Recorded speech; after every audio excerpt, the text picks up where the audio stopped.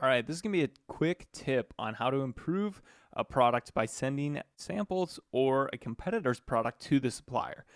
Now, this is going to be used in certain types of scenarios. Let's say you need to get a custom fit, which I'll show you in a second, or you need to get a specific material or a specific feature that they don't currently offer on the product, or perhaps you're trying to match a certain type of durability or strength.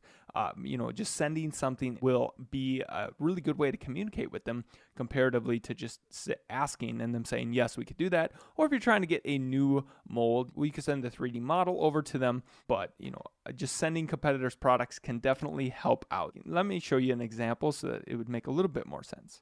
Perhaps you were going to be doing a very specific laptop case and it needed to fit a product perfectly. You have the things that it needs to fit, and you're trying to now build a product that custom fits that. Definitely going to be easier by sending them, probably not the MacBook, but a replica of the MacBook, which you could purchase. So other stuff like that. You can do it by, over the internet and send them dimensions, but sometimes just sending the actual thing to them will help. Or if you're trying to improve a competitor's product and send them, hey, here's the competitor's product. Can you make something like this and change this?